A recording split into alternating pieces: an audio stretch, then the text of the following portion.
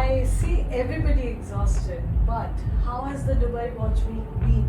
It's almost towards the end right now. Yes, we can almost say that we're towards the end.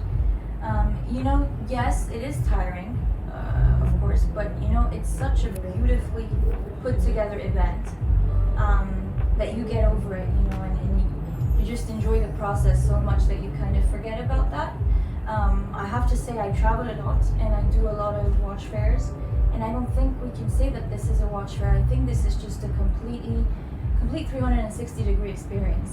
It's not just seeing the novelties, it's not just seeing the launches, it's all the activities, all the forums, all the discussions, all the educational and intellectual activities that Hind Siddiqui and the Siddiqui family organize.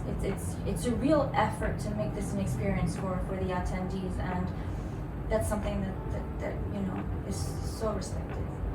So this would be a third or fourth year for Bovet to participate in the exhibition?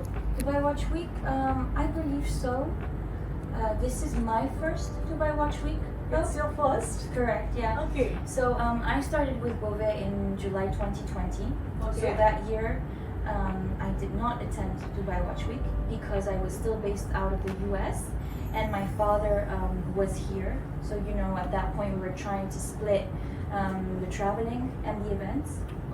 So it is my first Dubai Watch Week this year. Oh, okay. That's why the experience. But let me, just to add on to it, Dubai Watch Week has grown than last year, which I can feel. And it's for the end customer. So as you rightly put, it is for the consumer. And it's an exhibition just like no other exhibition for the watches. Have you launched anything specific here for the Dubai Watch Week, or it's just?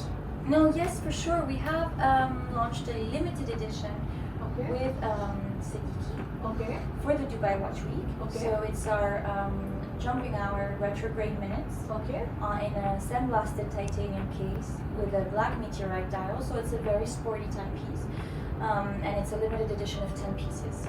Only 10 pieces? Only 10 pieces. I would not be surprised if you tell me it's already booked. So well, it is. you already know more or less. Okay, so it's already done, finished, booking is over. Oh, fabulous. And then you are actually getting an opportunity to interact with your end customers at Dubai Watch Week. Have you found your consumer or your customer changing, getting involved, asking for new things? Did you find anything different after interacting with the customers? I find from the past few years that our customers are getting younger and younger. Okay. Yeah. That's interesting. So we now have a lot of customers between the ages of 25 to 35, especially with our entry-level timepieces like the 1930. But we also have certain collectors at that age range, successful gentlemen, successful people in general, who appreciate horology and who are also investing in purchasing high complications. That's fabulous, isn't it? That's wonderful. There are brands who are actually making attempts and investment to get the younger audience, and you already got there. And why do you think that you have succeeded with the younger audience? I think in the past few years we have made a real effort to integrate more modern sporty elements in our timepieces, in our collections, different materials, different colors, and in addition to that, I also feel that all the traveling, all the watch shows that we participate year after year after year, you build a relationship and a continuity with the customer. And I find myself very often, for instance, in places like Mexico, year after year, someone will have bought a timepiece, and then the next year they come back with 2 or 3 of their friends, and the friends have bought the same timepiece or a different timepiece because of the friend. So that's our best. That's our best asset. So by word of mouth, or that becomes the most important way of communication, and that's how your customers are growing. Correct, and because we're so limited and we're so exclusive, that it works very well that way. And no other specific request coming from the customers? Are there any specific requests which are coming from the customers that you Often. feel that this is a... Well, often, we like to emphasize the fact that we do a lot of bespoke. So our divide now is maybe 75%, 25% bespoke out of all the timepieces collections. So for us, one thing that we want to do is to sit down with the collector and hear what the collector, what his ideas are, what the ideas are, what he wants, what she thinks of. So for sure, we often do unique pieces. We often change certain things, certain details on the timepiece so that it's more personal to the collector. So you are saying that the customer is indeed asking for personalization and you are able to deliver that. Besides personalization, is there anything else which is more specific that you feel that this is the trend or this is what the younger audience are resonating with? Like for instance, let me elaborate and be more specific. Sustainability. Younger audience are looking at, they are very conscious of what are they buying, why are they buying, and where are the materials sourced and how it is sourced. Yeah. Do you feel the same, and the customers are actually questioning that and inquiring and investing more time and effort to understand that before they engage with the brand?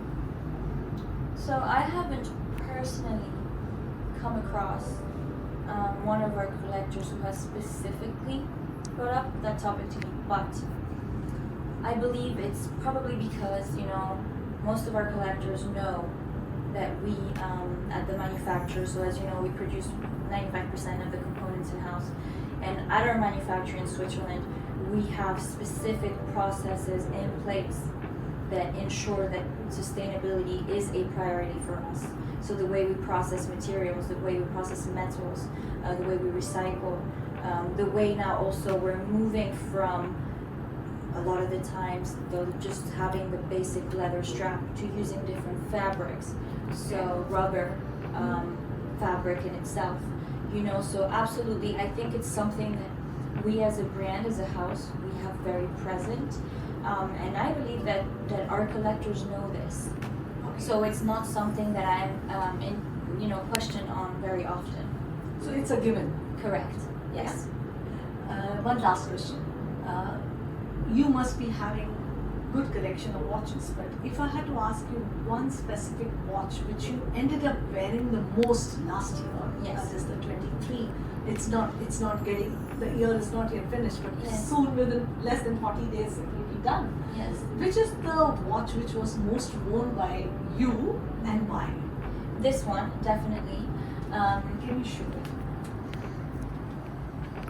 Yes, this one definitely. So this one was put on my wrist 2.5 years ago. Okay. And at the beginning I thought there is no way it's going to look good on me because of the color, Okay. right? Yellow I think is a hard color to wear when you first think of it.